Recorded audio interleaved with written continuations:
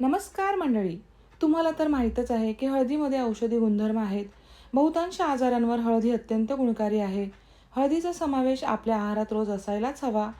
आपण हळद पावडर तर आपल्या रोजच्या आहारात वापरतच असतो, पण सध्या बाजारात ओली हळद आलेली आहे. आता ही ओली हळद आपण कशी भरून ठेवू शकतो, जेणेकरून ओल्या हळदीचा समावेश आपल्या रोजच्या आहारात आपण करू शकतो. चला तर त्याची कृती बघून घ्या. इथे ही जी हळद आहे ती माझी घरची हळद आहे. पहिल्यांदा तर ते आपल्याला स्वच्छ धुवून घ्यायची आहे, कारण की त्याला माती असते ना, तर 2-3 वेळा ते आपल्याला स्वच्छ धुवून घ्यायची आहे. आता ही हळद जी आहे ती मी सोलून घेते आणि पुन्हा ही स्वच्छ धुवून घेते. आता याचे आपल्याला तुकडे करून घ्यायचे आहेत. तर तुम्हाला पाहिजे त्या आकाराचे तुम्ही तुकडे करू शकता, बारीक, मोठे, लांब, उभे कसेही. तर आता ना मी लांबसर असे पातळ पातळ हे कट करून घेते. हे बघा अशा पद्धतीने हे सर्व कट करून घेते. सर्व हळद मी अशाच पद्धतीने कट करून घेत आहे. ही बघा सर्व हळद मी कापून घेतलेली आहे.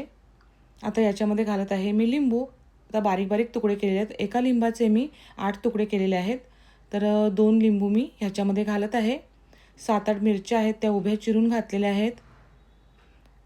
2 लिंबांचा रस घातलेला आहे.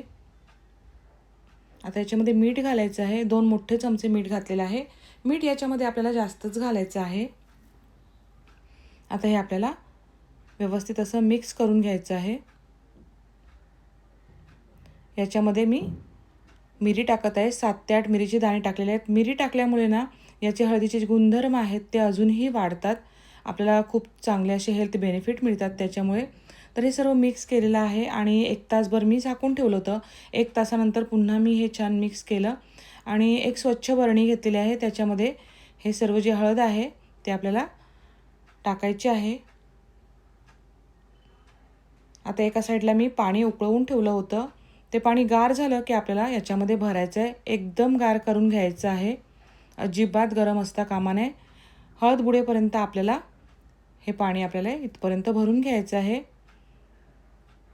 थोडं मिक्स करायचं आहे. झाकण लावून ठेवून द्यायचं आहे.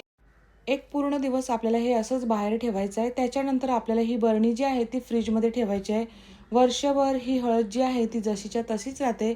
आपल्याला जेव्हा पाहिजे तेव्हा आपण ती जेवणासोबत खाऊ शकतो. डाळ भातासोबत ही कच्ची हळद खूप छान लागते. तर तुम्हाला आज ही माझी मीठ पाण्यातल्या हळदीची रेसिपी कशी वाटली? रेसिपी आवडल्यास व्हिडिओला लाईक करा, शेअर करा आणि अजूनपर्यंत जर तुम्ही माझ्या चॅनलला सबस्क्राईब केलं नसेल तर माझ्या चॅनलला सबस्क्राईब करायला विसरू नका. धन्यवाद.